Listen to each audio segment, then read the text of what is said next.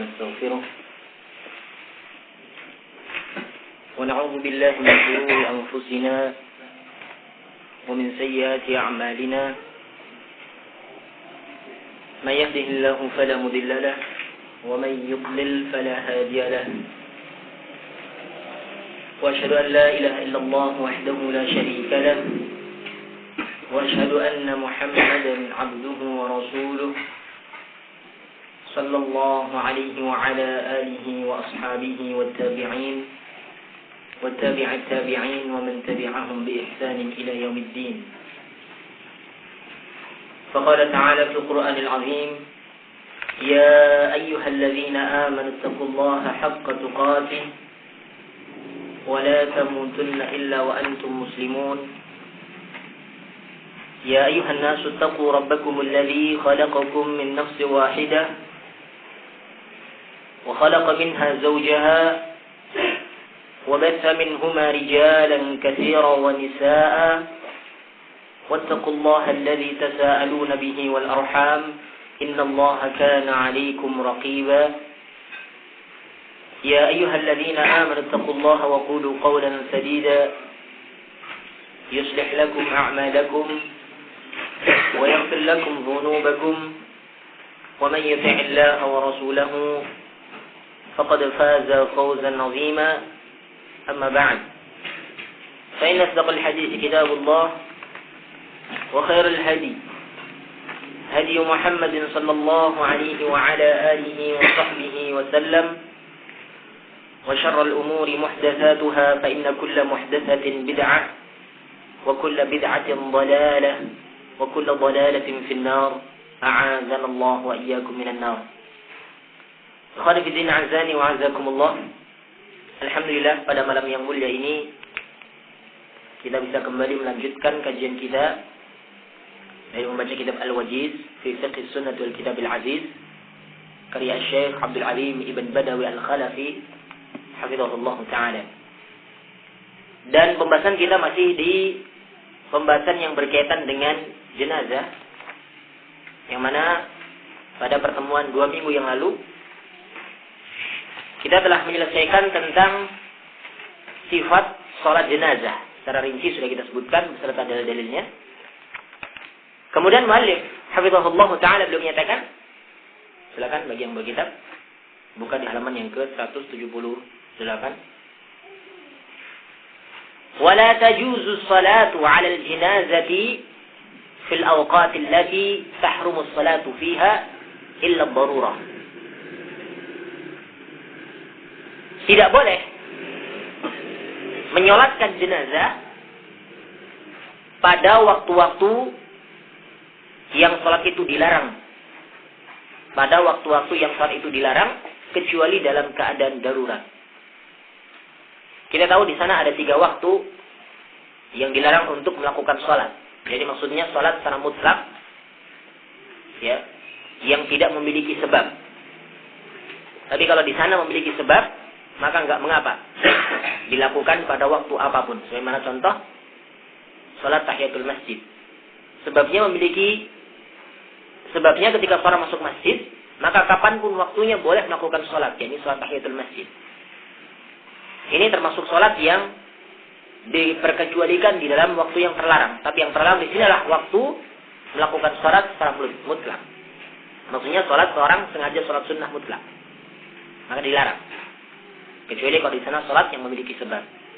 Di sana ada 3 waktu yang dilarang untuk melakukan salat, yakni ketika terbitnya matahari, yang pertama, yang kedua ketika matahari itu tepat berada di atas kita, yakni sebelum waktu zuhur, dan yang ketiga adalah ketika matahari sudah mulai condong dan mulai mau tenggelam. Ya, maksudnya sudah hampir tenggelam, sampai tenggelamnya matahari. Setelah itu baru diperbolehkan salat. Ini 3 waktu. Berdasarkan hadis dari Uqbah bin Amir radhiyallahu ta'ala anhu, beliau menyatakan 3 sa'atin kana Rasulullah sallallahu alaihi wasallam yanhana an nusalliya fihinna aw an naqbara fihinna mautana. Ada 3 waktu yang dahulu Rasul sallallahu alaihi wasallam melarang kita untuk salat padanya Dan Rasul melarang kepada kita untuk menguburkan jenazah-jenazah yang ada di antara kita. Yang pertama, hina tatlu'u asy-syamsu bazighatan hatta tartafi'a. Yakni ketika matahari itu terbit, ya, sampai matahari itu agak meninggi sedikit, sampai waktu duha, baru di sana diperbolehkan melakukan salat sunnah. Tapi ketika tepat terbitnya matahari, maka di sana dilarang seseorang itu melakukan salat. Ini yang pertama. Yang kedua, wa hina yaqumu qa'imudh dhahirati hatta tamila syamsu.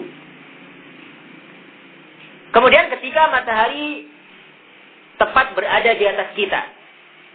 Ini sebelum masuk zuhur, ya, sampai matahari itu tergelincir. Sampai matahari bergeser sedikit ke arah barat, maka di sini baru seseorang boleh melakukan sholat. Ini yang kedua. Dan yang ketiga, wahina tadhifa asy-syamsu lil ghurub hatta taghruba. Yakni ketika matahari sudah condong, sudah hampir tenggelam sampai tenggelamnya. Ya, maka di sini dilarang untuk melakukan sholat. Dilarang pula untuk menguburkan jenazah-jenazah yang ada di antara kita. Ini 3 waktu yang dilarang. Di hadis lain dijelaskan tentang alasan kenapa kok waktu tersebut dilarang untuk melakukan sholat. Ya, ini ketika itu waktu tersebut adalah waktu syaitan itu bergentayangan. Jadi syaitan itu juga ada shiftnya sebagaimana orang kerja ada shiftnya. Kalau orang kerja di pabrik kan ada shiftnya. Shift malam, shift siang. Syaitan juga demikian. Ada yang tugas di malam hari, ada tugas di siang hari. Jadi ketika matahari terbit, ini ketika syaitan itu sedang berkeliaran. Oleh karena itu, ya, di sana dilarang. Demikian pula selain ini juga, di sana ada alasan lain kenapa kok dilarang, yakni karena waktu itu adalah waktu ibadahnya orang-orang kafir. Sehingga dilarang seseorang menyerupai orang kafir dalam hal ibadah. Yakni orang-orang kafir dari kalangan, ya, orang-orang yang menyembah kepada matahari. Kalau mungkin di Indonesia jarang. Kalau di Jepang banyak. Agama Shinto, ada agama yang lainnya yang menyembah kepada matahari. Mereka itu ketika matahari terbit, mereka melakukan ibadahnya mereka, menyembah kepada matahari terbit. Ya. Demikian pula ketika tenggelam juga demikian, maka kaum muslimin dilarang untuk tasyabbuh dengan mereka orang-orang kafir, para penyembah matahari. Nah, oleh karena itu di sana Rasulullah SAW melarang kita untuk melakukan salat pada waktu-waktu tersebut. Demikian pula Rasul SAW melarang kita untuk menguburkan jenazah-jenazah kita. Nah, ini 3 waktu yang terlarang. Seseorang melakukan sholat, juga menguburkan jenazah. Dengan ini selesai pembahasan masalah sholat. Ya, diakhiri dengan pembahasan masalah waktu yang terlarang. Nah, kemudian mu'allif rahimahullahu ta'ala, beliau menyebutkan fadlus salati 'ala jinazati wa atba'uha. Keutamaan menyolatkan jenazah serta mengiringinya. Keutamaan menyolatkan jenazah dan juga mengiringinya. Pembahasan sholat sudah selesai. Tinggal nanti setelah ini akan disebutkan pembahasan masalah mengiringi jenazah. Ya. Di sana ada sebuah hadis, salah satu hadis yang menunjukkan akan keutamaan yang sangat besar bagi mereka orang-orang yang mau menyolatkan jenazah serta mengiringinya sampai ke kuburan. Hadis dari Abu Hurairah radhiyallahu taala anhu, "Anin Nabi sallallahu alaihi wasallam qala, man shalla ala jinazatin wa lam yattabi'ha falahu qiratun. Fa in tabi'aha falahu qiratani. Qila wa mal qiratan? Qala asgharuhuma mithla Uhudin." Dari Abu Hurairah radhiyallahu ta'ala anhu, dari Nabi sallallahu alaihi wasallam, beliau bersabda, barang siapa yang menyolatkan jenazah dan tidak mengiringinya, maka baginya ada pahala 1 qirat. Dan apabila dia itu mengiringinya, sudah sholat kemudian mengiringinya lagi, falahu qiratan, maka baginya ada pahala 2 qirat. Qila, dikatakan, wa man qiratan, apa itu qiratan ya Rasulullah? Rasulullah menyatakan, asgharuhuma mithla Uhudin. Yang paling kecilnya dari 1 qirat itu adalah semisal gunung Uhud. Ya. Ya, ini besarnya sebesar gunung Uhud. Ini yang paling kecilnya 1 qirat. Ya, sebesar gunung Uhud. Ini hadis riwayat Al-Imam Bukhari dan Imam Muslim rahimahumullah taala. Ini hadis yang masyhur di kalangan kita. Yang mana hadis ini menganjurkan kepada kita untuk agar supaya kita mau menyolatkan jenazah dan juga mengiringi jenazah sampai ke kuburan. Karena di sana terdapat pahala yang sangat besar. yakni mendapatkan pahala 2 qirat, yakni sebagaimana 2 gunung Uhud. Nah, kemudian Malik menyatakan wa hadzal fadlu fi ittiba'il janazati innama huwa lirijal dunan nisa. Dan keutamaan ini, yakni keutamaan dalam hal mengiringi jenazah, ya, yakni mendapatkan pahala kalau seorang menyolatkan kemudian mengiringinya terdapat padanya pahala 2 qirat. Ya, innama huwa lirijal dunan nisa, tidak lain pahalanya ini hanyalah untuk kaum laki-laki, bukan untuk kaum perempuan. Kalau menyolatkan bolehlah perempuan menyolatkan jenazah. Tadi kalau mengiringi, bahkan di sana perempuan tidak disyariatkan untuk mengiringi, mengantar sampai ke kuburan jenazah, maka di sana tidak disyariatkan untuk mengiringinya. Oleh karena itu pahala yang tersebut dalam hadis yang telah kita bacakan tadi, ini hanyalah untuk kaum laki-laki, bukan untuk kaum perempuan. Linahyin Nabi sallallahu alaihi wasallam lahunna 'an ittiba'iha wa huwa nahyun tanzih. Berdasarkan larangan dari Nabi sallallahu alaihi wasallam kepada mereka kaum perempuan untuk mengiringi jenazah, tapi di sini larangan itu hanyalah sekedar untuk penjagaan diri mereka. Ya, untuk kesucian diri mereka. Supaya mereka tidak bercampur baur dengan kaum laki-laki sehingga kehormatannya dan juga muruahnya tetap terjaga. Ya. Oleh karena itu, larangan di sini hanyalah larangan sekedar untuk pensucian mereka, untuk kenyamanan mereka dan untuk bahkan kebaikannya mereka. Faqad qalat Ummu Athiyyah radhiyallahu ta'ala anha, nuhina 'an ittiba'il janaizi wa lam ya'zim 'alaina. Dan sungguh Ummu Athiyyah radhiyallahu ta'ala anha, beliau menyatakan nuhina 'an ittiba'il janaiz. 'An ittiba'il janaiz, kita dilarang. Maksudnya Rasul melarang kepada kita untuk mengiringi jenazah. Tapi Rasul sallallahu alaihi wasallam tidak memastikan hal itu, maksudnya tidak melarang yang sifatnya itu larangan haram, tidak. Tapi di sana larangan yang nahyun tanzih, larangan dalam rangka untuk kesuciannya mereka. Maka di sini dari hadis ini, maka kita tahu bahwasanya bagi kaum perempuan makruh untuk mengiringi jenazah. Tidak sampai dikatakan haram, tapi makruh. Akan tetapi kalau mereka keluar mengiringi jenazah, kemudian mereka bahkan bercampur baur dengan kaum laki-laki, menampakkan aurat-auratnya mereka, maka hal ini menjadi haram. Bukan haram mengiringinya, tapi haram perbuatannya tersebut, karena dia itu telah menebar pesona. Maka di sini menjadi haram. Yang asalnya itu tidak sampai haram, tapi karena dia itu melanggar syariat yang lain, maka menjadi haram. Nah, ini tentang keutamaan menyolatkan jenazah dan juga mengiringi jenazah, yakni bagi kaum laki-laki. Nah, ini pembahasan kita. Dan sekarang kita lebih dalam lagi berkaitan dengan pembahasan kalau tadi disinggung tentang masalah keutamaan mengiringi jenazah. Sekarang kita akan membahas secara rinci tentang ittiba'ul janaiz, yakni mengiringi jenazah. Karena ternyata di sana kewajiban kita kaum muslimin kepada saudara kita kaum muslim lain bukan cuma sekedar memandikan, mengkafani, menyolatkan. Tapi di sana juga ada kewajiban yang lain, yakni Islam menganjurkan kepada pemeluknya untuk mengiringi jenazah. Dan ini bahkan Rasul sallallahu alaihi wasallam golongkan sebagai hak. Rasul sallallahu alaihi wasallam beliau itu menggolongkan ini sebagai hak antara seorang muslim yang satu dengan muslim yang lain. Nah, sebagaimana Rasul sallallahu alaihi wasallam bersabda dari hadis Abu Hurairah, riwayat Imam Muslim rahimahullah taala dan juga yang lainnya, Rasul bersabda, haqqul muslim 'alal muslim sittun. Hak seorang muslim dengan muslim yang lain itu ada 6. Yang pertama, idza laqitahu fasallim alaihi. Ketika berjumpa dengannya ucapkan salam.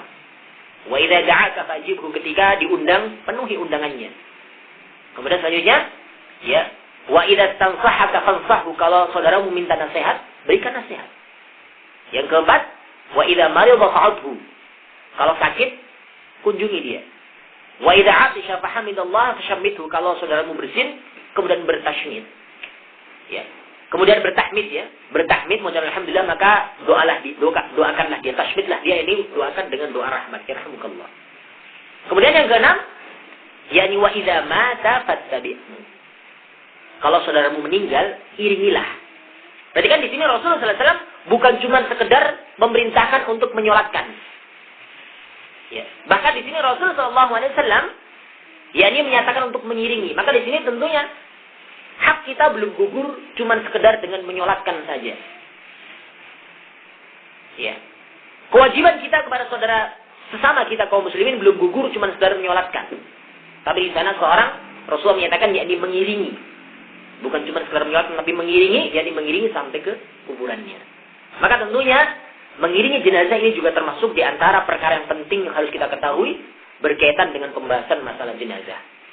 Nah, mu'allif hafizahullah ta'ala belum menyatakan, ya, wala yajuzu an tuttaba'a al-janaizu bima yukhalifu syari'ah.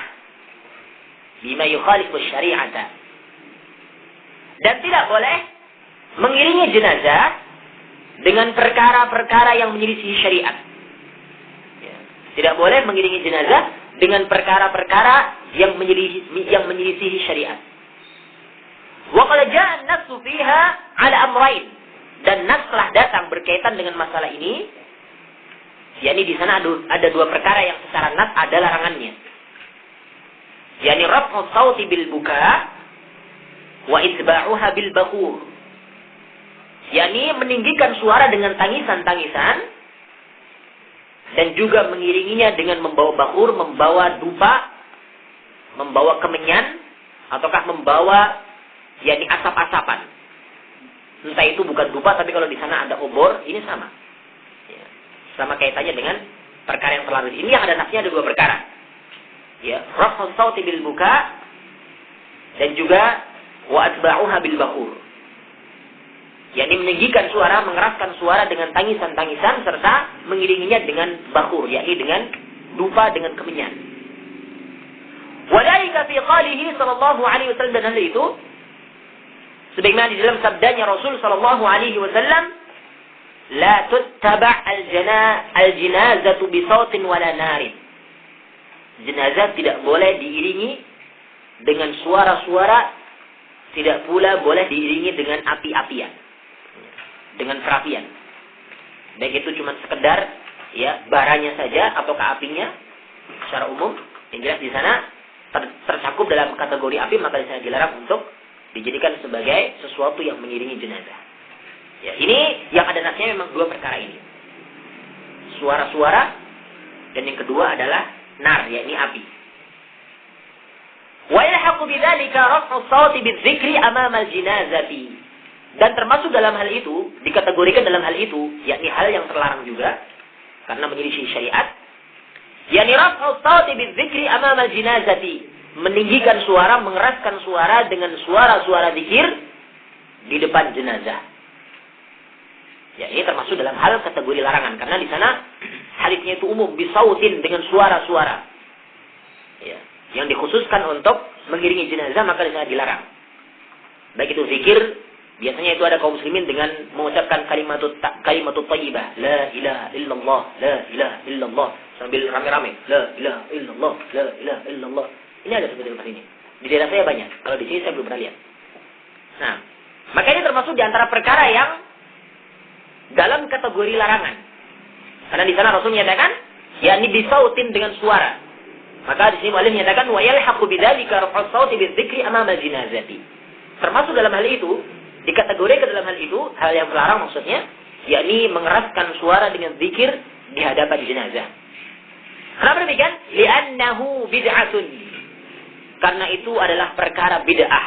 Bid'ah itu adalah perkara-perkara yang baru yang diada-adakan di dalam agama Islam. Yang bukan dalam hal teknologi, tapi dalam hal Islam, agama Islam, yakni berkaitan dengan ibadah, berkaitan dengan ritual. Ini bid'ah. Tapi kalau dalam hal teknologi, ini enggak mengapa, bukan termasuk bid'ah. Meskipun tidak ada pada zamannya Rasul, bukan termasuk bid'ah. Sebagai contoh, HP, sepeda motor dan juga yang lainnya bukan termasuk bid'ah. Meskipun tidak ada di zamannya Rasul. Karena bukan ini yang pembahasan masalah bid'ah, tapi pembahasan masalah ibadah. Dan termasuk dalam kategori ibadah adalah zikir. Berarti kan zikir termasuk ibadah. Demikian pula mengiringi jenazah juga termasuk ibadah. Kan kita tahu tentang keutamaannya tadi, sebutkan dalam hadis, mengiringi jenazah. Keutamaannya ada. Demikian pula zikir juga termasuk ibadah. Yang mana ibadah tersebut sama-sama ibadah yang mulia. Oleh karena itu ketika seseorang membuat aturan baru dalam hal zikir, membuat aturan baru di dalam hal mengiringi jenazah, maka ini yang dikategorikan dengan bid'ah yang terlarang. Karena kita tahu ibadah itu harus ada petunjuk dan pelaksanaannya. Ada juklaknya. Juklak dari sananya. Dari Allah dan Rasulnya. Ya. Bagaimana petunjuknya dari Allah, bagaimana pelaksanaan dari Rasul sallallahu alaihi wasallam. Ya. Kita harus ikuti sebagaimana apa adanya. Tidak boleh seorang melakukan zikir meskipun itu kalimatut thayyibah, yakni kalimatut tahlil. Yang mana ini merupakan a'la maratibil iman. Yakni tingkatan iman yang paling tinggi. Ya, yakni qaul la ilaha illallah, ucapan la ilaha illallah. Tapi ketika seorang mengucapkan ucapan tersebut tidak pada tempatnya, maka bukanlah pahala yang didapatkan. Tapi bahkan sebaliknya, orang tersebut mendapatkan dosa. Masih mending kalau cuma sekedar tidak diterima.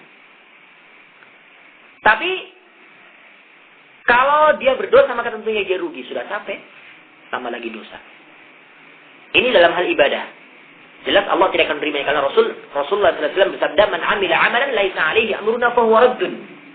Barang siapa yang melakukan amalan yang tidak ada perintahnya dari kami, maka amalan tersebut tertolak. Ini hadis dari Aisyah radhiyallahu ta'ala anha, riwayat Imam Muslim rahimahullahu ta'ala.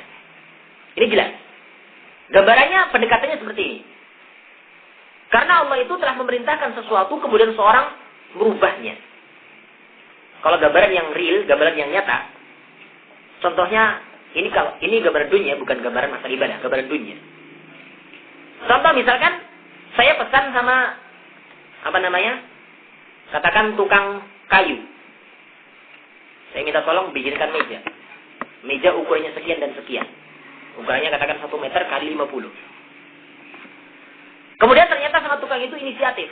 Saya mau bikin jangan 50 kali 100 cm tidak. Tapi saya mau bikin 200 cm kali 100 cm. Kira-kira saya terima atau tidak? Sementara kamar saya kecil, saya perlunya itu 1 kali 10 meter. 1 meter kali setengah. Ternyata dibikinkan lebar. Maka saya tidak akan terima. Saya tidak akan mau bayar. Untuk apa? Tidak sesuai dengan pesanan. Ini gambarannya. Gambaran bid'ah demikian. Ini bukan saya mengiyakan antara ibadah dengan dunia, bukan ya. Tapi ini sebagai contoh yang nyata. Contoh yang real. Manusia saja tidak menerima. Kalau seseorang yang dipesani sesuatu tidak sesuai dengan pesanannya. Apalagi Allah Subhanahu wa ta'ala. Tentu saja tidak akan menerima ibadah yang tidak sesuai dengan perintah dari Allah Subhanahu wa ta'ala. Maka demikianlah. Oleh karena itu ketika seseorang zikir tidak sesuai dengan syariat yang telah Allah dan Rasulnya tentukan, maka zikirnya tersebut juga tidak akan diterima. Ya. Meskipun itu, zikir itu adalah ucapan yang baik, kalimatut thayyibah. Tapi itu termasuk perbuatan yang tidak pernah contohkan Rasul sallallahu alaihi wasallam. Maka Rasul melarang hal tersebut dan Allah Subhanahu wa taala menyatakan tidak diterimanya. Maka di sini termasuk dalam hal ini, termasuk dalam hal kategori yang terlarang menjadi syariat adalah yakni meninggikan suara, mengeraskan suara dengan zikir di hadapan jenazah. Karena itu perbuatan bid'ah. Waliqali Qais ibn Abbad. Nah, berdasarkan ucapan Qais ibn Abbad, ya, rahimahullahu taala, kana ashabun Nabi sallallahu alaihi wasallam yakrahuna raf'a as-sauti 'inda al-janaiz. Dahulu para sahabat Nabi sallallahu alaihi wasallam mereka membenci perbuatan mengeraskan suara di sisi jenazah. Ya, suara apapun. Baik itu suara teriakan, tangisan, ataukah suara zikir juga termasuk dalam hal kategori yang terbenci. Nah, ini alasan yang pertama, ya, karena itu adalah bid'ah, ya, sehingga Rasul dan juga para sahabatnya tidak pernah melaksanakannya. Kemudian alasan yang lain, wali'anna fihi tashabbuhan bin nasara, fa innahum yarfa'una aswatahum bi syai'in min anajilihim wa adhkarihim ma'a tamthid wa talhin wa tahzin. Nah, karena pada perbuatan tersebut, yakni mengeraskan suara dengan suara-suara apapun, baik itu zikir ataukah yang lainnya, ini merupakan bentuk tasyabbuh, yakni penyerupaan dengan orang-orang Nasrani. Karena mereka yarfa'una aswatahum bi syai'in min anajilihim wa adhkarihim, karena mereka ini ya, ketika mengiringi jenazah, mereka mengeraskan suara-suara mereka dengan sesuatu yang mereka ambil dari Injil-Injilnya mereka, dari zikir-zikirnya mereka, dengan nyanyian-nyanyiannya mereka. Ya. Matamtid, wa talhin, wa tahzin. Ya. Kemudian mereka keras-keraskan suaranya, hias-hiasi suaranya. Kemudian mereka bikin lagu-lagu yang menyedihkan. Ya. Bikin lagu-lagu yang menyedihkan ketika mengiringi jenazah. Diiringi dengan suara-suara, lagu-lagu yang menyedihkan. Inilah perbuatan orang Nasrani. Maka Rasulullah SAW melarang kepada kita untuk menyerupai orang-orang kafir, siapapun mereka. Berdasarkan sebuah hadis yang mana Rasul SAW bersabda, "Man tashabbaha biqaumin fahuwa minhum." Barang siapa yang tasyabbuh, menyerupai suatu kaum, maka dia termasuk dari mereka. Orang yang menyerupai itu termasuk dari orang yang diserupai tadi. Kalau seseorang menyerupai orang Nasrani, maka dia termasuk dari orang Nasrani, meskipun dia itu mengaku beragama Islam. Ya. Kalau menyerupai orang-orang Majusi, maka termasuk dari kalangan Majusi, ataukah yang lain dari agama yang lain, maka di sana dilarang. Agama Islam ya melarang untuk menyerupai mereka. Termasuk dalam hal ini, yakni mengiringi jenazah dengan suara-suara. Nah, dengan suara-suara. Wa akbar min dzalika tashyi'uha bil 'azab 'ala al-alat al-musiqiyyah amamaha 'azfan hazinan. Kama yaf'alu fi ba'd al-bilad al-islamiyyah taqlidan lil kuffar wallahu al-musta'an. Dan yang lebih jelek daripada itu, ya, lebih jelek daripada apa yang telah kita sebutkan tadi. Kalau tadi cuma sekedar mengiringi jenazah dengan yang mengeraskan suara-suara zikir, nah, ataukah dengan cara, yakni mengeraskan suara apapun. Lebih busuk daripada hal itu, lebih jelek daripada hal itu, yakni tashyi'uha bil 'azab, yakni mengiringi jenazah dengan alat-alat musik. Ya. Al-alatil musiqiyati, dengan alat-alat musik, ya. Amamaha 'azafan hazinan, yakni di depannya dengan irama-irama kesedihan. Ya. Karena terkadang pada hari ini banyak, apalagi kalau jenderal yang meninggal, diiringi dengan drum band, kemudian trompetnya, ya, ada tukang trompetnya kan biasanya kan, dengan lagu-lagu sedih. Ya. Ini tentunya suatu perkara yang terlarang. Nah, kama yaf'aluhu fi ba'd al-bilad al-islamiyyah taqlidan lil kuffar, sebagaimana itu dilakukan oleh sebagian negeri-negeri Islam karena mereka taklid dengan orang-orang kafir. Nah, suara zikir saja dilarang, termasuk bid'ah, apalagi suara ya nyanyian-nyanyian yang dibarengi dengan alat musik. Ini tentunya larangannya lebih keras daripada sekedar zikir saja. Ya. Maka hendaklah seorang yang mengiringi jenazah itu sikapnya tenang, ya. Jangan kemudian dibarengi dengan apapun. Ya. Mungkin kalau sekedar berbicara dengan temannya, ini nggak mengapa. Ya. Sekedar ingin gantian, ya, gantian tolong, ini nggak mengapa. Tapi kalau sampai seorang itu membuat acara baru, maksudnya ya suara-suara baru selain itu, entah itu ketawa-ketawa, entah itu teriak-teriak, ini dilarang. Apalagi diiringi jenazah itu dengan suara-suara alat-alat musik dan juga nyanyian-nyanyian. Sementara kita tahu tentang hukum nyanyian dan juga alat-alat musik. Sedikit saya akan mengulas tentang hukum nyanyian dan juga alat-alat musik supaya kita ya mengetahui dari Al-Quran maupun hadis tentang nyanyian dan juga alat-alat musik. Di sana ada sebuah ayat dari surat Luqman ayat yang ke-6. Surat Luqman ayat yang ke-6. Yang mana Allah Subhanahu wa taala berfirman, "Wa minan nasi man yashtari lahwal hadits liyudilla 'an sabilillahi bighairi 'ilmin wa yattakhidhaha huzwa. Ulaika lahum 'adzabun muhin." Ini surat Luqman ayat yang ke-6.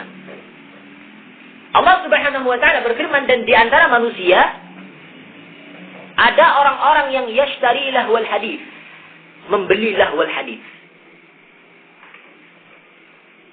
Lahwal hadits, nanti kita jelaskan tentang penafsiran para ulama tentang lahwal hadits. Tujuannya liyudilla an sabilillah, agar supaya bisa menyesatkan dari jalan Allah. Ya. Wa yattakhidhaha huzwa, dan dijadikan hal tersebut sebagai alat untuk memperolok-olok. Maka Allah katakan ulaika lahum adzabun muhin. Mereka itu, ya, maka bagi mereka itu terdapat azab yang menghinakan. Ibnu Mas'ud radhiyallahu taala anhu, seorang sahabat yang mulia, beliau menafsirkan tentang lahwal hadis. Di mana beliau menyatakan wallahi alladzi la ilaha ghairu huwa al-ghina. Demi Allah yang tiada sesembahan yang berhak disembah kecuali Dia, bahwasanya yang dimaksud dengan lahwal hadis itu adalah al-ghina, yakni nyanyian-nyanyian. Maka tentunya kita tahu bahwasanya lahwal hadis, yakni nyanyian, maksudnya ini adalah sesuatu yang akan menyesatkan seseorang dari jalan Allah.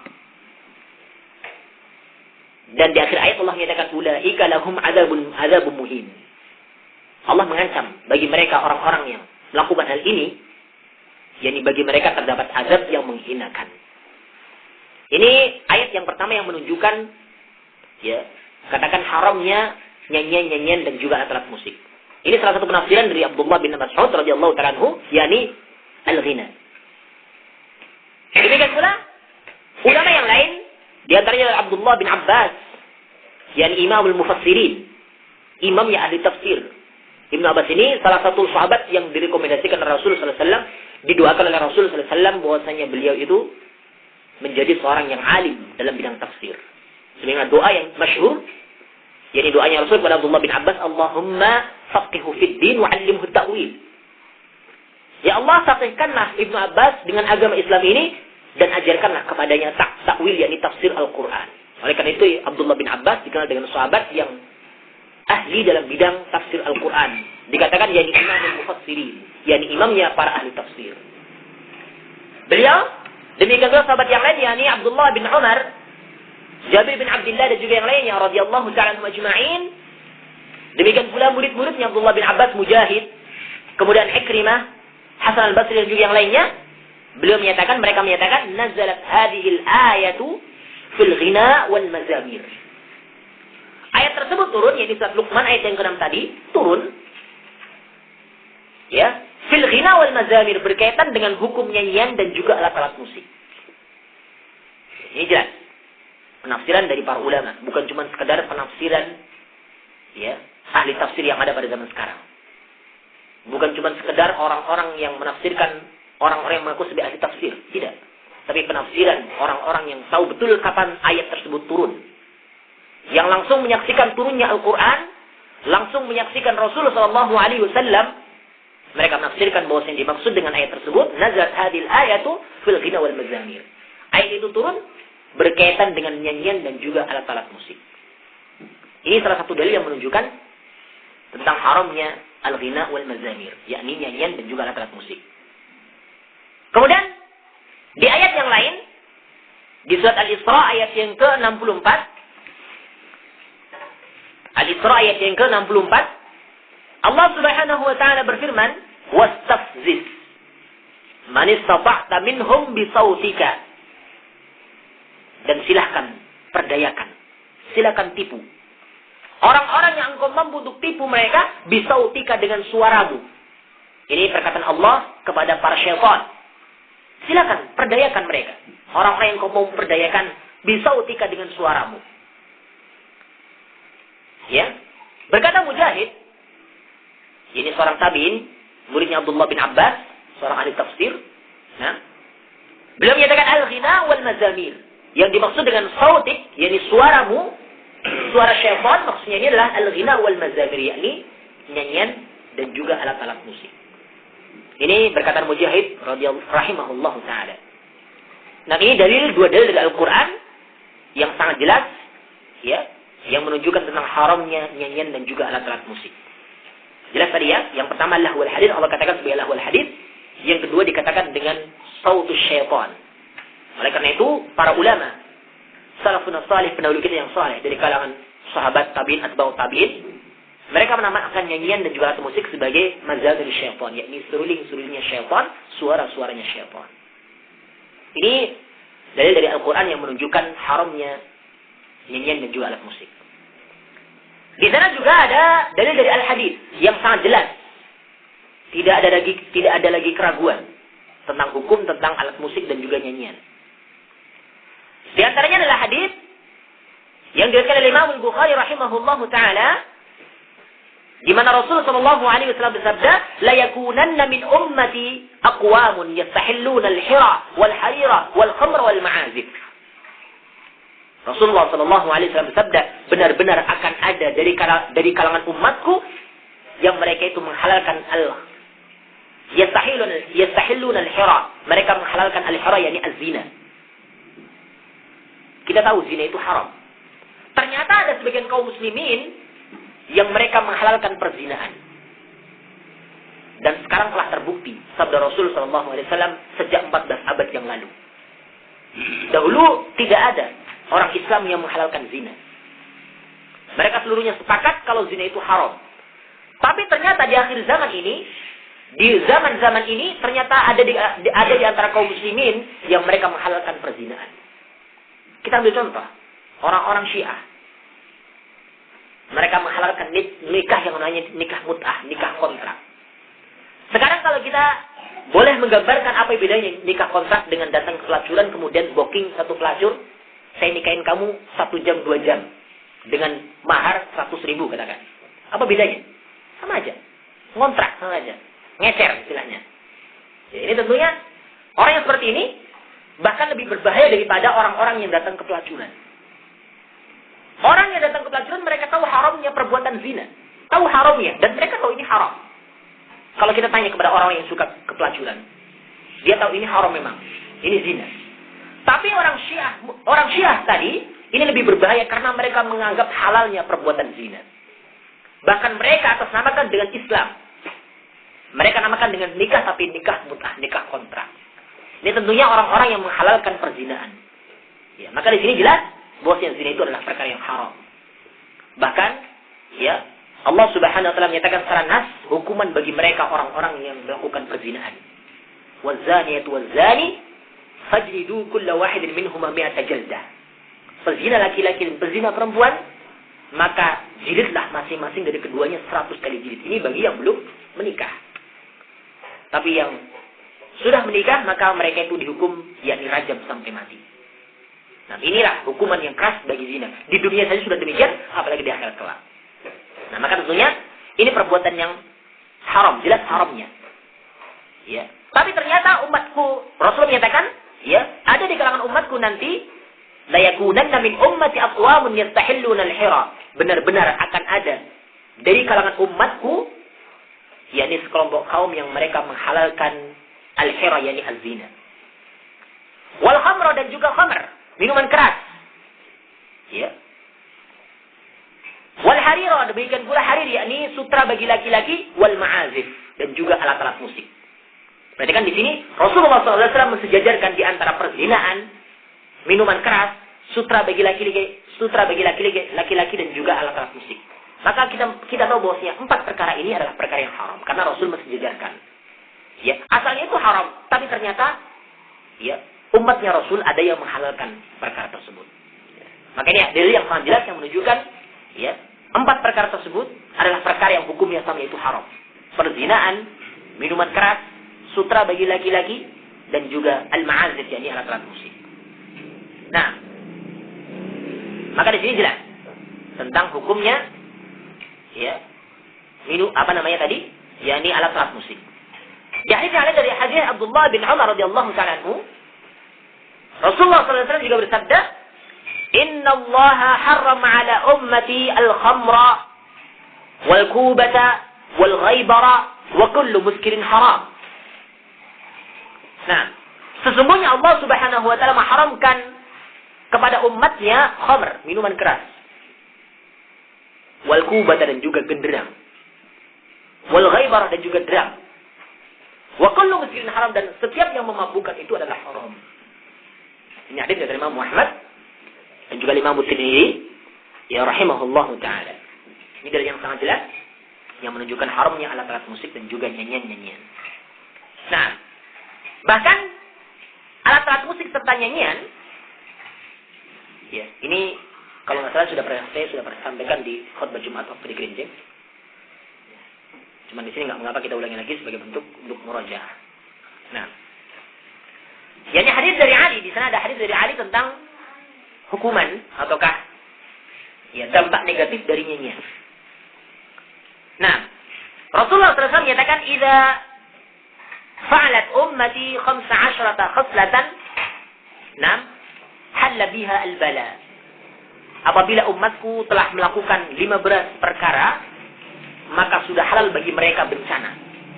Maksudnya bencana pasti akan datang kepada mereka. Di antaranya Rasulullah menyebutkan dalam sebuah hadis, yakni ketika mereka mengambil para biduan-biduan, yakni para penyanyi-penyanyi, dan juga alat-alat musik.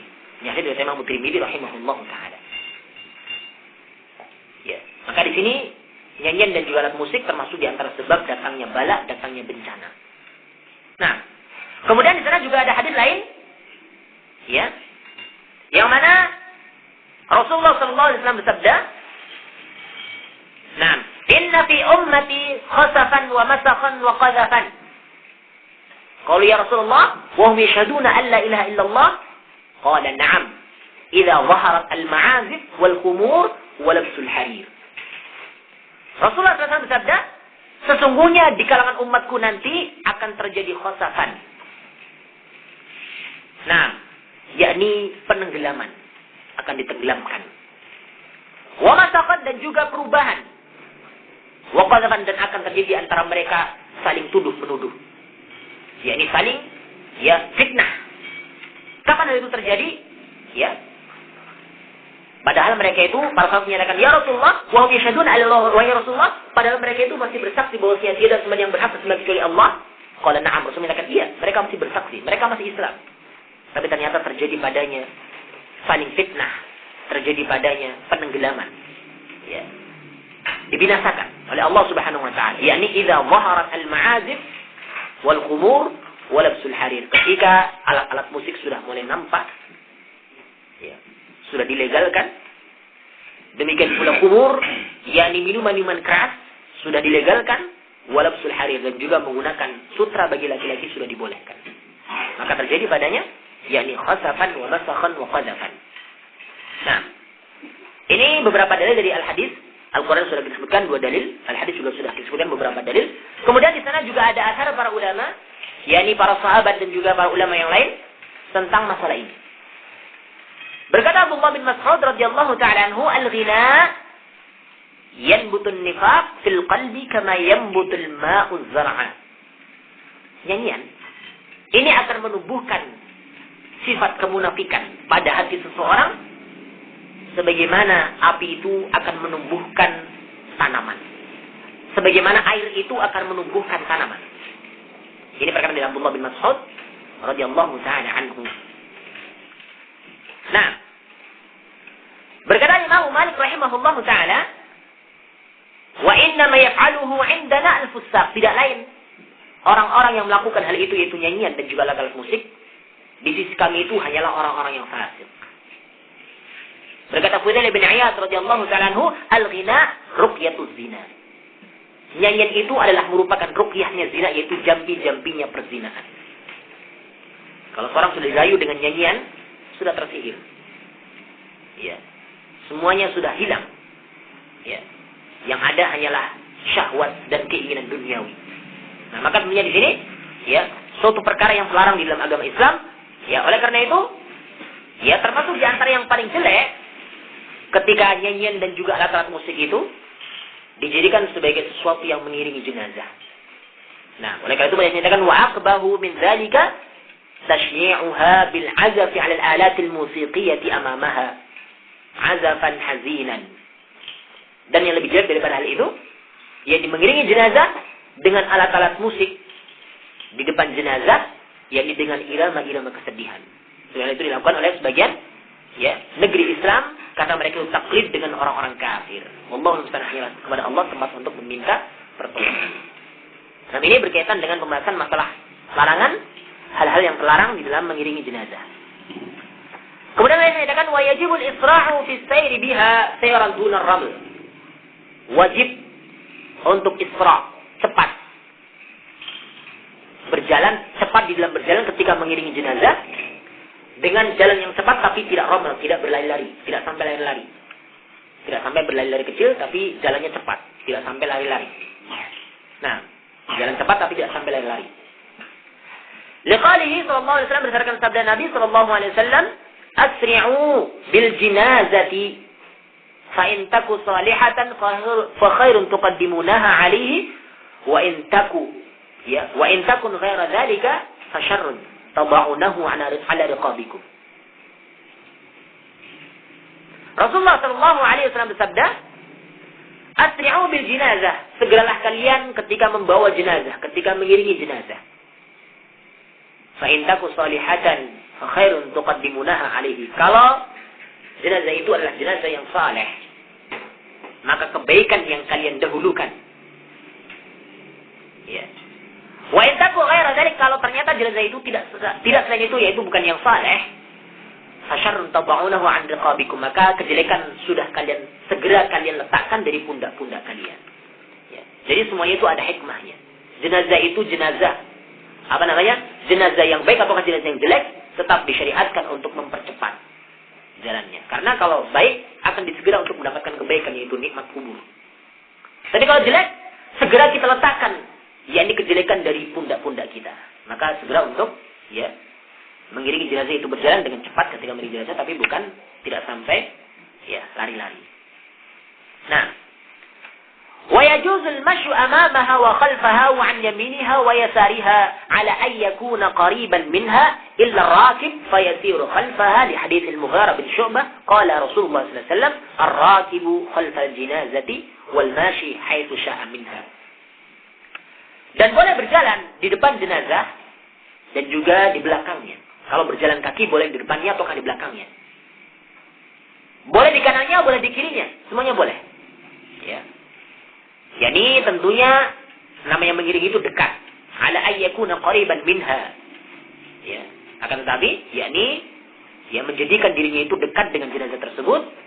Illa rakib, kecuali orang yang berkendaraan, fayasiru khalfaha, maka dia hendaklah berjalan di belakang jenazah. Berdasarkan hadis dari Mughirah bin Syu'bah radhiyallahu ta'ala anhu, Rasulullah sallallahu alaihi wasallam bersabda, "Ar-rakibu khalfal jinazati." Orang yang berkendaraan, maka hendaklah dia berjalan di belakang jenazah. Wal mashi haitsu syaa minha. Sementara orang yang berjalan, maka dia boleh dimanapun, di depannya, di belakangnya, di samping kanannya, di samping kirinya, boleh seluruhnya. Ini hadis riwayat Imam, itu sudah berlalu, di Sahih yang ke-159. Nah, demikian. Hadis ini riwayat, Al-Imam Al-Bukhari, Al-Imam At-Tirmidzi, Al-Imam An-Nasai, Al-Imam Abu Dawud dan juga yang lainnya, rahimahumullah ta'ala jami'an. Nah, ini hadis yang sahih. Nah. Kemudian lakin al-afdal al-mashyu khalfha, tapi yang afdal adalah berjalan di belakangnya. Yang afdal berjalan di belakangnya kalau mengiringi. Lianna muqtada qawlihi sallallahu alaihi wasallam wa atbi'u al-janaiz. Nah, karena itu merupakan tuntutan, merupakan kandungan dari sabda Rasulullah SAW, iringilah jenazah. Namanya mengiringi, ini bukan di depannya, bukan di samping, tapi mengiringi itu di belakangnya. Mengiringi itu di belakangnya. Kalau di depannya bukan mengiringi tapi mengawal. Kalau di depannya itu mengawal kan, mengiringi itu di belakang. Maka di sini merupakan kandungan dari sabda Rasulullah SAW, iringilah jenazah. Maka di sini tentunya afdal itu adalah di belakang jenazah tersebut kalau berjalan. Nah, wa yu'ayyidu qalu Ali radhiyallahu ta'ala anhu, dan yang menguatkan itu adalah perkataan dari Ali bin Abi Thalib radhiyallahu ta'ala anhu, di mana beliau menyatakan al-mashyu khalfaha afdalu min al-mashyi amamaha ka fadli salati ar-rajul fi jama'atin ala salatihi fadlan. Berjalan di belakang jenazah lebih afdal daripada berjalan di depannya. lebih utama daripada berjalan di depannya. Sebagaimana keutamaan salatnya seseorang bersama jamaah dengan salatnya seseorang sendirian. Ya, ini perbandingannya. Ya, ini perbandingan dari perkataan Ali bin Abi Thalib radhiyallahu ta'ala anhu. Ini isnadnya sahih. Nah, juga dari Imam Al-Baihaqi dan juga yang lainnya rahimahumullah ta'ala jami'an. Maka ini pembahasan yang berkaitan dengan mengiringi jenazah. Ya, dan hal ini kita tahu beberapa ketentuan tentang masalah mengiringi jenazah, karena itu suatu perkara yang penting harus kita ketahui. Ya. Sebenarnya tadi saya sebutkan, ini termasuk di antara hak seorang muslim dengan muslim yang lainnya. Sudah saya akan ringkaskan dari pembahasan masalah ini, karena ini sudah selesai pembahasan kita berkaitan dengan mengiringi jenazah. Tinggal nanti tentang adab ketika memasuki kuburan dan juga menguburkan jenazah. Dan sebelum kita lanjutkan pembahasan itu, kita akan ringkaskan sedikit dari pembahasan masalah mengiringi jenazah. Nah, dan mengiringi jenazah, membawa jenazah itu perkara yang wajib. Dan itu termasuk di antara hak seorang muslim dengan muslim lain, sebagai telah disebutkan dalilnya. Ya. Maka tentunya hendaklah kita bukan hanya sekedar menyolatkan, tapi kita berusaha untuk bisa mengiringi jenazah. Kalau memang tidak ada uzur yang lainnya. Kemudian, Al-Imam Al-Albani dalam kitab Ahkamul Janaiz belum menyatakan di poin yang ke-44, wattiba'uha ala marratain, ala martabatain. Dan mengiringi jenazah itu memiliki 3 tingkatan. Memiliki 2 tingkatan ya. Ittiba'uha min 'indi ahliha hatta as-salati 'alaiha. Jadi mengiringi jenazah dari keluarganya sampai disalatkan, sampai ke musalla, tempat untuk disalatkan. Dan yang kedua yakni ittiba'uha min 'indi ahliha hatta yufragha min dafniha. Mengiringi jenazah dari keluarganya sampai selesai dimakamkan. Ini 2 tingkatan. Tapi yang afdal adalah tingkatan yang kedua. Ya. Yani sampai selesai dimakamkan jenazah tersebut. Nah, kemudian perkara yang lain yang harus kita ketahui yakni masalah pahala di dalam mengiringi jenazah tadi. Yani Rasulullah SAW katakan, bagi mereka orang yang menyolatkan kemudian mengiringinya, maka bagi mereka ada pahala 2 qirat. Ya. Tapi tentunya kita tahu bahwasanya pahala ini, jadi mengiringi jenazah itu hanyalah untuk kaum laki-laki, bukan untuk kaum perempuan. Berdasarkan larangan Rasul SAW kepada kaum perempuan untuk mengiringi jenazah. Meskipun tidak sampai tingkatan haram, tapi minimalnya adalah makruh. Jadi jenazah mengiringi, kaum perempuan mengiringi jenazah adalah perbuatan yang makruh. Nah, kemudian selanjutnya, yakni larangan untuk mengiringi jenazah dengan perkara yang menyelisih syariat. Yaitu disebutkan tadi, mengiringi dengan suara-suara, mengiringi dengan bakhur, yakni dengan dupa ataukah dengan yang lainnya, makanya termasuk perkara yang terlarang dalam syariat, termasuk dalam hal ini mengiringi jenazah dengan zikir ataukah mengiringi jenazah dengan nyanyian, apalagi dengan alat-alat musik. Maka tentunya keharamannya lebih besar lagi. Nah, kemudian wajib untuk bersegera di dalam mengiringi jenazah, yakni jalan dengan jalan cepat tapi tidak sampai lari. Nah, selanjutnya bolehnya berjalan di depannya, di belakangnya, di kanannya, di kirinya, tapi yang afdal tadi disebutkan, yakni kalau orang yang berjalan maka afdalnya itu di belakang jenazah. Keutamanya sebagaimana tadi Ali katakan, sebagaimana keutamaan orang yang sholat berjamaah dengan orang yang sholat sendirian. Nah, dan seluruh perbuatan itu, baik itu berjalan di depannya ataukah di belakang, ini perkara yang sabit dari Rasul Sallallahu Alaihi Wasallam. Perbuatannya Rasul SAW pernah, berjalan di belakangnya, di depannya pernah, di sampingnya pernah, semuanya pernah. Maka ini cuma tadi perkara yang penting, yang afdal adalah berjalan di belakangnya. Nah, yang afdal berjalan di belakang jenazah. Kemudian selanjutnya perkara yang harus kita tahu juga, wa yajuzur rukubu bi syarti ayyasira wara'aha.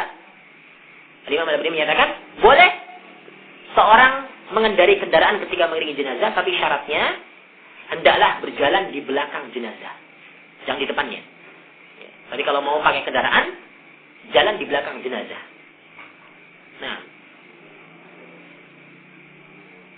tapi yang afdal, al-mashyu, tapi yang paling afdal adalah berjalan kaki. Karena itu merupakan perbuatannya Rasul sallallahu alaihi wasallam Dan tidak warid satu hadis pun yang menunjukkan Rasulullah SAW ketika mengiringi jenazah, beliau mengendarai kendaraan. Bahkan yang ada, Rasulullah SAW tidak mau ketika ditawarkan kepada beliau kendaraan untuk dinaiki. Beliau tidak mau ketika mengiringi jenazah. Nah, sebagaimana dalam dari hadis Sauban radhiyallahu ta'ala anhu, inna Rasulullah sallallahu alaihi wasallam utiya bidabatin wa huwa ma'al jinazati fa aba ayyarkabaha.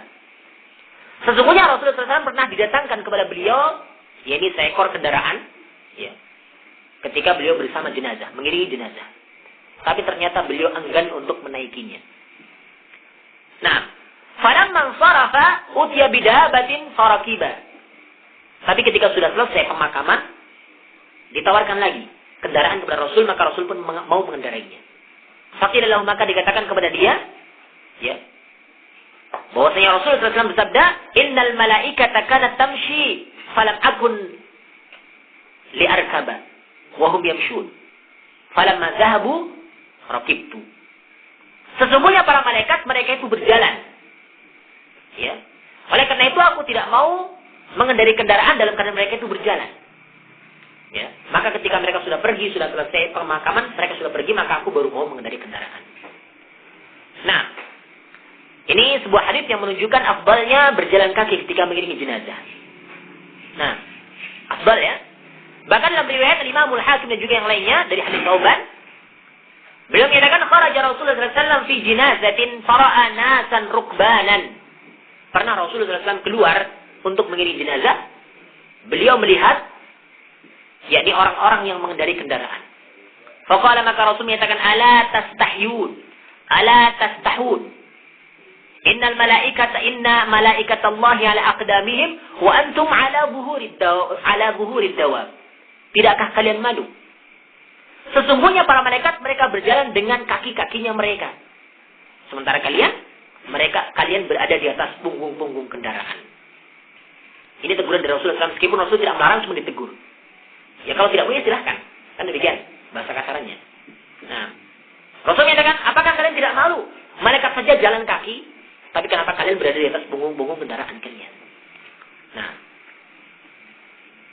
Nah, ini salah satu dalil yang menunjukkan afdal, meskipun boleh saja, tapi kalau boleh syaratnya itu di belakang jenazah, tidak boleh di depannya. Kalau mau kendaraan, cuman afdalnya tadi adalah seorang berjalan kaki. Kecuali mereka orang-orang yang tidak mampu jalan jauh, misalkan kalau jauh, ataukah dalam keadaan tertentu, maka nggak mengapa. Tapi tentunya tadi jangan sampai di depannya jenazah, tapi di belakangnya jenazah. Nah, adapun ketika mengendarai kendaraan setelah selesai, maka ini perbuatan yang boleh saja dan tidak ada padanya hukum makruh. Nah, ini beberapa pembahasan berkaitan dengan masalah mengiringi jenazah. Nah, dan insya Allah kita lanjutkan pembahasan yang lain. Ataukah yang terakhir tadi, yakni bagi mereka orang yang sudah membawa jenazah, memikul jenazah, hendaklah mereka berwudu. Yang terakhir pembahasan kita sebagai tambahan, jadi berwudu. Berdasarkan sabda Rasulullah SAW, man ghassala mayyitan falyaghtasil wa man hamalahu falyatawadda. Barang siapa yang memandikan jenazah, maka adalah dia mandi, dan barang siapa yang memikulnya, maka adalah dia berwudu. Ini dalil yang menunjukkan disyariatkannya berwudu bagi mereka orang yang sudah yakni membawa jenazah, jadi memikul jenazah. Ini pembahasan kita berkaitan dengan masalah mengiringi jenazah, dan masih ada beberapa pembahasan lagi berkaitan dengan janaiz, yakni pembahasan menguburkan jenazah. Kemudian juga pembahasan masalah yakni takziah, masalah takziah. Nah, dan juga yang lain dari pembahasan kita. Insyaallah kita juga perhatikan insyaallah. Wallahu ta'ala a'la wa a'lam. Belum yasun, maaf. Subhanakallahumma bihamdika asyhadu an la ilaha illa anta astaghfiruka wa atubu ilaik. Assalamualaikum warahmatullahi wabarakatuh. Apa yang harus dilakukan oleh seorang